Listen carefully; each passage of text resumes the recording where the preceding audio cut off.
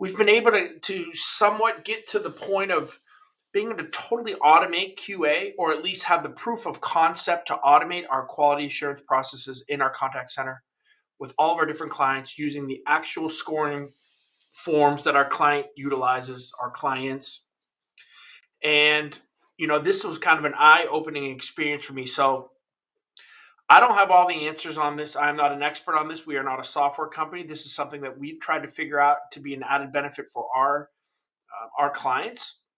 And I think the lessons that we're learning can be taken by the entire contact center industry as a whole to say, hey, this can be done, right? This can really be done. Um, and it's not as difficult, I think, as it may kind of come out to be. And to be honest, I think internal contact centers and BPOs and non third parties, right? I think it's almost easier for us to do. This is one of the few tools that I think might be easier to do kind of in house, or do on your own than actually trying to go out and purchase a third party software. Not to say that there's not stuff out there now, because of course, after I post that, I'm inundated with so many companies that are saying that they're doing this, and they are to maybe a certain extent, but I still really haven't seen the in-depth, how difficult some of our stuff could be that you really would have to figure out. And I think it would be very difficult. And I'm going to talk more about that as we go. So let me set the table here. I'm live on TikTok. I am live on LinkedIn. So a couple of you guys, hi, Sean, how are you doing? Kimberly, already on LinkedIn. Some of you guys here on TikTok as well. I'm going to do this as an AMA again. So any questions that come up, if you guys have anything that you want to talk about with this stuff, I'm going to get into it, how we've done it, how we're doing it. And let me know if there's anything that I can kind of help. Again, I'm an open book with this stuff. It's not like this is going to be a product that I think that we can really go sell, because to be honest, I think it's too easy. The thought behind this, it's very difficult and very easy at the same time, which I kind of will get into. And again, I'm kind of just rolling off the top here. I have really no agenda, because I think that there's going to be a lot of questions, but the only agenda, I want to talk to you guys about how we did this. So why did we think about automating our QA process first? And, I'm a huge believer in sentiment scoring. I think sentiment is, as you guys know, if you've been following the podcast, can kind of trump CSAT, can kind of trump NPS, because again, it's 100% of all of the calls, and it's scoring them in kind of a way that I can feel comfortable that, we're using proper tone, we're using proper word choices. And it has definitely correlated to CSAT scores. It also has correlated to who's successful on the program from an agent standpoint. So I wanted to take that to another step. And all of us have been playing around with ChatGPT. We've been doing different prompts for different things. And, as we were sitting here and talking through, we said, why can't we develop prompts that will go through our QA process, do it exactly like an agent? Now, these are in-depth prompts, right? So this is where I think the difficulty, right? It's really easy to do if you can figure out the prompt. It's very difficult to do if you can't, and you don't understand the prompt, or you're lacking in some of that manner, which we've done a lot of experimenting with this to kind of figure that out. So the first thing that we did is we said, all right, we need transcripts. And I think transcripts, and by just as a side thing, transcripts, in talking to a lot of my industry friends, especially at the CCAS platforms, they're going away very quickly. Voice is going to be coming really soon to AI, to where you're not going to need the transcript. We're going to be able to do it directly at voice. At July 31st, 2023, we don't have that yet in a way that's, I think, affordable. So what we have done is we've taken all of the chat transcripts, or as we have basically all of them in our interaction analytics, right? So our analytics platform, we are utilizing and pooling our transcripts. Now, if you don't have transcripts, this thing becomes a little bit more difficult, right? And it becomes extremely expensive as well if you have to take your voice calls and go get them translated. So again, I think one of the added benefits of having analytics, right, is you do get the transcripts. And we are still working through this process. So let me say this as well. This is a work in progress. This is a proof of concept. This is not a finished product. We're not even rolling this out to our clients yet. This is just us figuring it out. And last week was like the big eye opener. Like, holy geez, I think we can really, really do this. So again, we take the transcripts and then we started testing them on the ChatGPT 4 UI UX, the desktop, the basic, the $20 a month thing, right? Just to kind of test things out, test our prompts out. And some of these can be difficult. If you have a QA platform that is just, and we do have a couple of these with a couple of clients, they were the first ones we tested, that are just kind of yes, no, right? Did they do it? Yes. Did they not do it? No, right? All points, 0 points, right? So a yes maybe is 5 points, a no is 0 points. And again, we're talking about scoring off of actual scorecards that clients or you have had for the last 10 years that you like, that you've benchmarked, that work well, that if the 80% or 90% or whatever that number is, 90 out of 100, that's going to correlate to a pretty good customer experience and that agent knows what they're doing. So you feel really comfortable with that. I think that was another problem, right? So many people say, hey, we're automating QA, but they're automating it with like their own proprietary numbers. They don't correlate well to, what we have used from a scoring system. So we wanted to do that. So again, if you have a yes, no, maybe you have 25 questions, each of those are worth, 4 points, right? For a 100-point score. And then you can very easily just write a prompt to say, hey, look at the transcript, answer these questions, score it at the end, right? Let me throw this too. And again, I have so much on my mind. It's pretty exciting. The prompt can also give you, and I mean, this is obvious, but the prompt tells you what you want your output to be as well, right? So you could just say, hey, go score the call. But you can take that different. Can you please score the call? Can you please show the sentiment of the customer and the agent based on the transcript? Can you give us 5 ways that the agent can improve, even if they had a 100% score, or if they had a lower score, what are some of the ways that they can improve upon that? Right? There's a ton of different things that you can ask to get outputs that would be extremely difficult to do in a time-consuming way for an agent. So taking this, writing prompts, easy questions, that's an easy one. What happens if this is, I know a lot of you guys, right? And let me just say this too, the 2 things that you need, I mean, and I think that, again, I think all this stuff is obvious, but it's not being said. The 2 things that you need are, number 1 is we need to be able to have access to the data, right? So ChatGPT, whatever model that you're using, has to have access and be able to see it. So right now we're using a transcript. If you have things that are that they have to check on their screen, right, that an agent's doing, that's going to be hard. It's going to be very difficult. So again, I'm not saying this is the end all be all.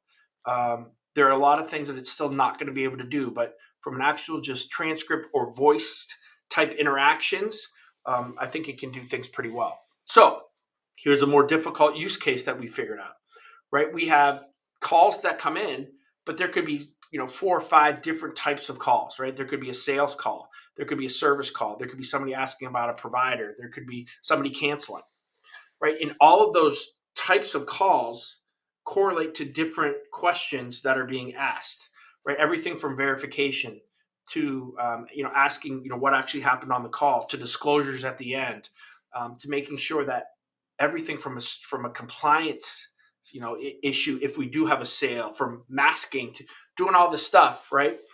That becomes extremely more robust. I don't want to say difficult, but I think more robust when you're thinking through the prompt, right? So you have to have a really analytical, logical mind, because again, this is still a kind of computer process, but you have to have the program knowledge and kind of the art, right, with that too. So again, we've been trying to bring in our whole team of IT, of management, of the on-floor guys that deal with this every single day, obviously our QA, to come up with really robust prompts that are kind of, there's a lot of if-thens that are a part of it. Looking at specific types of language. If a customer says this, really getting in depth, right, into what could be happening on a call that would then correlate to a specific type of call that would then move down the channel to a specific type of question from a QA standpoint. that's the reason I think it's going to be very difficult. And I'm not saying it's impossible for, a lot of these, and I did a video on this, a lot of the, kind of SaaS players that are trying to do this as a business. It's extremely difficult unless you want to sit down with a customer and really sit through and talk through a prompt. Um, I think, there's a lot of things that you really need to look through. And there's a lot of trial and error that will go into what actually works and what doesn't. I mean, and to be honest, we have seen slight changes in verbiage, right? Can have some significant changes in what happens with the output of the score. But I think when we got it to a point where we felt comfortable, and then we would correlate it with our QA, we call them EQA, speed via quality assurance. When we would do that, they would correlate extremely well. So I think from that aspect, we were doing, a pretty good job when it came to how do we now scale this, because we feel like we have a prompt that we can scale. Let me stop there, and there's a couple questions here that I want to go on LinkedIn. So what do you expect the total upfront investment to be to get this working? Is it already integrated with ChatGPT API? So yes and no. I mean, I'm not there yet. I mean, to be totally frank, we're not there yet. We have connectivity. Our APIs are connected to ChatGPT. We have been over the weekend. We've tried to scale, and when I say scale, we try to do 10 to 15 different of the same thing. We're looking at that today, scoring 10 to 15 different calls or transcripts.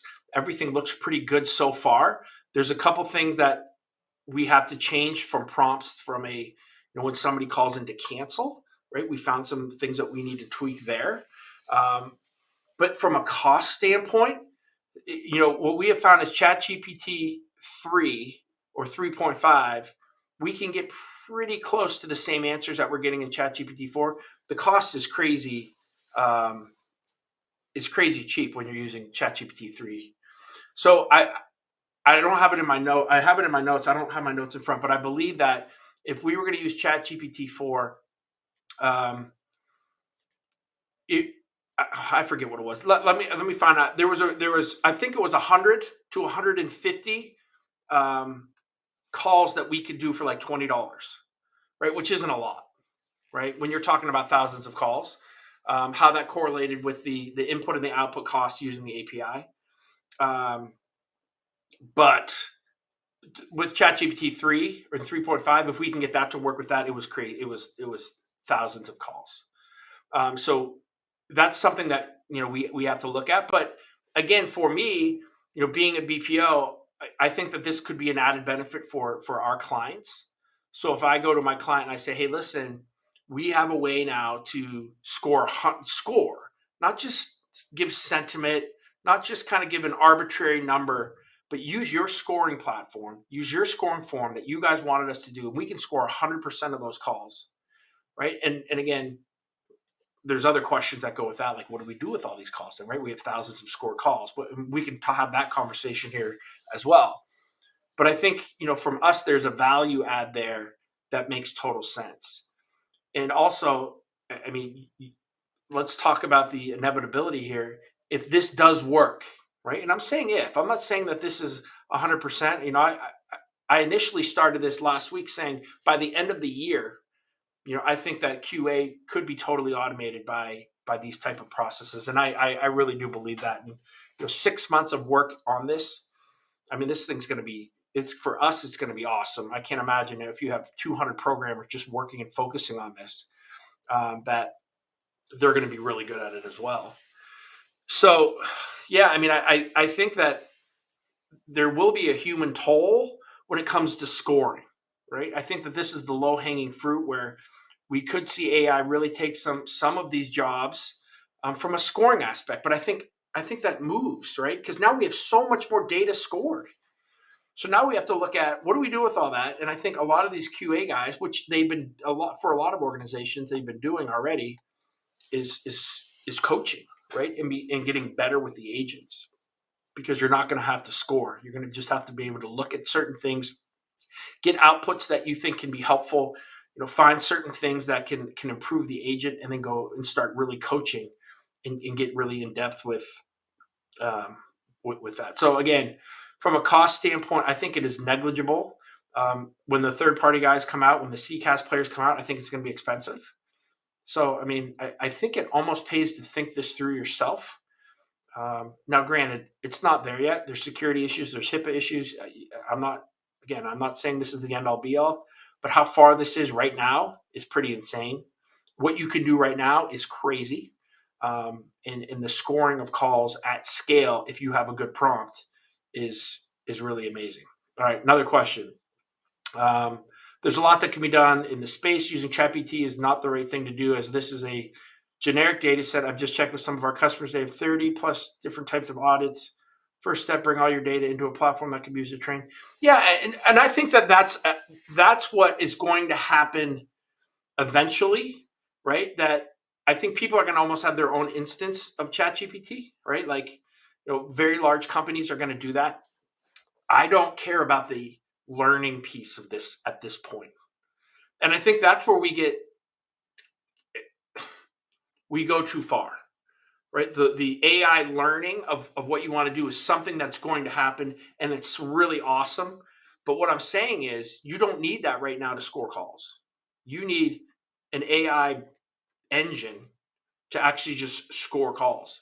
It doesn't have to be, this learning about each specific agent and, what the nuance is, and kind of getting deep into that. I don't think you need that yet.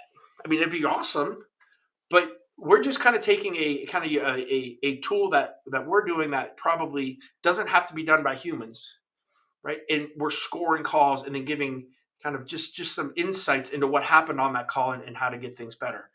So from a learning and a machine learning, I don't really care, to be honest.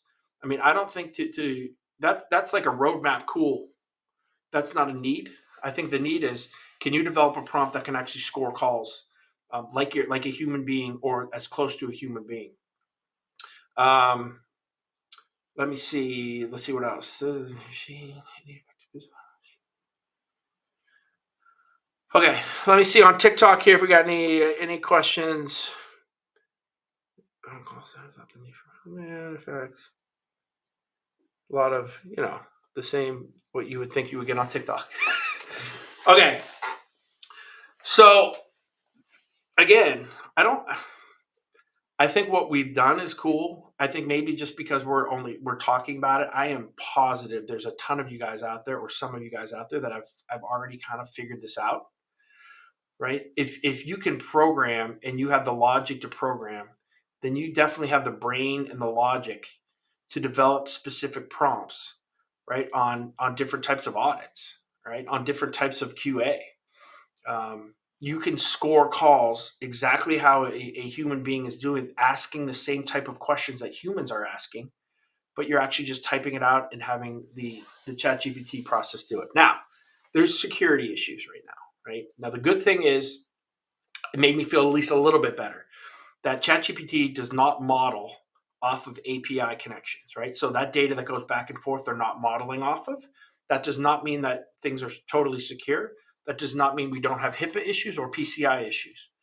Right? I think that there needs to be a lot of thinking that through, especially with what we're doing, to look at how do you manipulate at least right now, the transcript, right? Um, a lot of, from a PCI standpoint, we mask all the calls. Still, there's customer information, there's customer names, those types of things. From a HIPAA standpoint, obviously there's some things that need to be pre-done on the transcript, and I think that's an AI solution. There's something there as well. But yeah, guys, I mean, literally, I mean, I kind of explained that in 20 minutes. That's really all we're doing, is we're taking our chat transcripts from analytics. All right, we're pulling them in, we're indexing them so that we know, who is what, and what program they're on, and what skills. Right, we have an API that can then come and look and take the prompt that we have created, look at the transcript, and then score the call and give the outputs that we want based on what the client says. Now, here's the next piece is, and that's all we have right now, right? We're developing kind of a way to view, right? The outputs in a cleaner, better way. There's no APIs right now that we have with Nice CX1 to put them back into our QMA platform, which would be awesome, right? And I think that will probably happen, right? If we can figure out the scoring, then to be able to put them back in so that we can, maintain like all that agent integrity when it came to the QA. But I think that this will be a huge benefit for our customers. I think that if you have one programmer on your staff, you can start to figure this out to do on your own. Don't get too complicated with it. Don't start thinking like we have to do all of this like crazy machine learning. No, you're just basically having it's the same thing of transcribing a call at the end and putting it into a CRM, right? There's no learning that has to happen with that. It's a job that it needs to handle. And I think if you can think of this QA piece of scoring on your calls as a job that AI can handle, you don't get caught in the weeds then with a lot of the things that I think people are thinking through. Take that first step. Develop your prompts. Practice it on the UI UX on the ChatGPT 4 or the 3.5 on the desktop. Find a prompt that works, right? Go to your QA. Have them score the calls, right? Make sure that you're within. I don't know. The one example that I gave the other day was, we scored it as an 82 point. The ChatGPT or the AI scored it at an 82.5. We scored things at an 84.5. I'm okay with that, right? We're in that world, and I'll tell you what. If I have 5 people in our QA department all score a call, I guarantee you we're going to have a lot of similarities, but it's not going to be always perfect on what they think based on how maybe robust that scoring is. So think that through as well. But yeah, so practice there. Find a prompt that you like, right? Use the API then to kind of put that in there, right? Have a mechanism to grab your transcripts, which I know can be that, to be honest, that's the hardest piece. The hardest piece is finding and getting the transcript, not the prompt, right?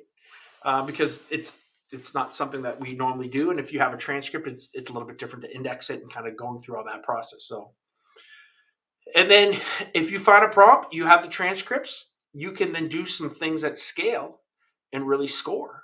And then use all of that data to then try to make your contact center better and realize it's not that difficult. And while there still needs work to be done on this, think about where this thing's going to be in 6 months. Just 6 months.